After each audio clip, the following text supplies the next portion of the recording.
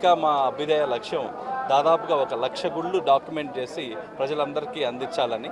దీంట్లో భాగంగా ఇప్పుడు దాకా 36,000 గుళ్ళు మీద రీసెర్చ్ చేసామండి. ఇప్పుడు దాకా డీటెయిల్స్ అన్నీ పెట్టుకున్నాం. మన తిరుమలలో కూడా మొట్టమొదటిసారిగా మనం అష్టమ సోపానం అనే దాన్ని ఒక రహస్యాన్ని అందరికీ భక్తులకు చెప్పడం జరిగింది. మన పుష్కరిణిలో 8వ మెట్టు పైన శని భగవంతుడు ఉంటాడు అనేది మనకు ఈ స్థల సాంప్రదాయం ప్రకారం రాసుందండి.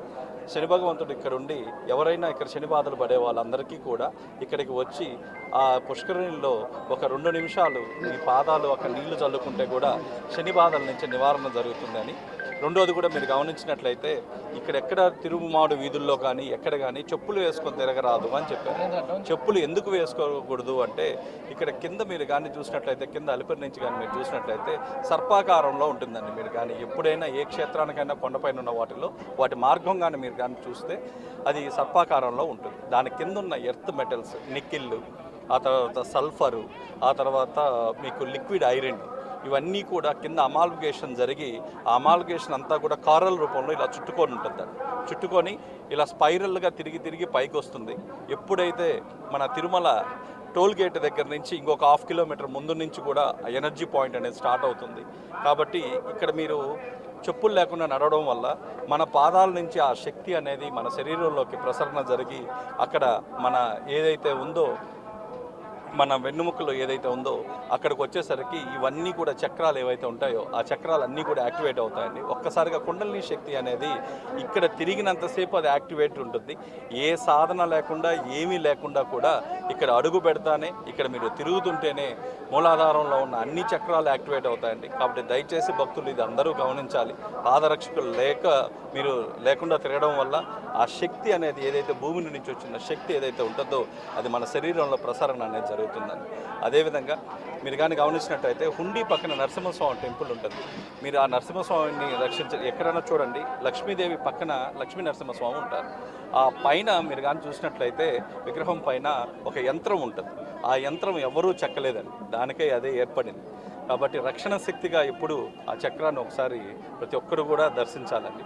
మూడోది వచ్చేసరికి శిలాతోరణం వచ్చేసరికి మనం అలిపిరి నుంచి ఎలా మన మార్గమో దేవతలు మరియు బ్రహ్మ నిద్రలేసి ఆ మార్గం ద్వారానే వస్తారండి. కాబట్టి అక్కడున్న దాదాపు 16 నుంచి 18 ఎనర్జీ పాయింట్స్ ఉన్నాయి. ఆ ఎనర్జీ పాయింట్స్ కూడా ప్రతి ఒక్కరు కూడా అక్కడ ధ్యానం చేసినట్లయితే మీకు తెలియకుండానే మీ శ్వాస వేగం అనేది నిమిషానికి 15 నుంచి 20 స్పీడ్ ఉండేది మీకు గ్రౌండింగ్ 5 నుంచి 6 వరకు వస్తుందండి. ఇవన్నీ కూడా ఈ తిరుమల అనేది సాక్షాత్తు వైకుంఠం. కాబట్టి ఇలాంటి పవిత్రమైన స్థలానికి తిరుమల అని కాకుండా వైకుంఠానికి డైరెక్ట్గా వచ్చినట్టు ప్రతి ఒక్కరు ఫీల్ కావాలి. ఇక్కడ ఉన్న ఎనర్జీని ప్రతి ఒక్కరూ ఇక్కడ దర్శనాలు కాలేదన్న బాధ లేకుండా ఇక్కడ మీరు కూర్చొని ఈ స్థలంలో మీరు అడుగుపెట్టినంత మాత్రాన కూడా ఆ ఫలితం మీకు వస్తుంది. మేము ఇంకా తొందరగా వీటి మీద ఇంకా రీసెర్చ్ చేసి త్వరలో ఇంకా ఈ తిరుమల గురించిన సీక్రెట్స్ అన్నీ కూడా మేము త్వరలో నేను వెల్లడిస్తామండి. ఈ మధ్య ఒక 2-3 రోజుల క్రితం 108 దివ్యక్షేత్రాల పైన ఒక 2 అవర్స్లో పోడ్కాస్ట్ చేసామండి. ఇంతవరకు ఎక్కడ సౌత్లో లేని విధంగా. సో ఈ దివ్యక్షేత్రాలు ఎందుకు చూడాలి, దానికి ఉన్న విశిష్టత, ఇవన్నీ కూడా ఇంకొక 2-3 డేస్లో మీకు ఇవన్నీ టెలికాస్ట్ అవుతాయండి. కాబట్టి నెక్స్ట్ ఈసారి వచ్చినప్పుడు ఖచ్చితంగా తిరుమలలో ఉన్న ప్రతి ఒక్క రహస్యాన్ని సైంటిఫిక్ వేలో అనాలిసిస్ చేసి ప్రజల ముందు చేపడతాం. థ్యాంక్స్.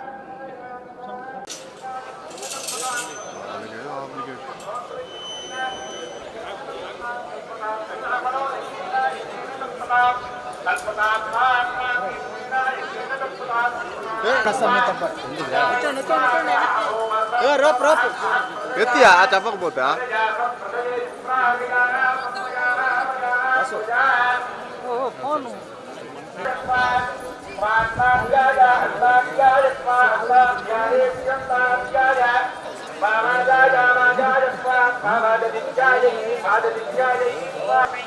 అతి పుష్టి పుష్టిరసి అతి ప్రజననం ప్రజననరసి ప్రజననమి ప్రాజననం అసియసి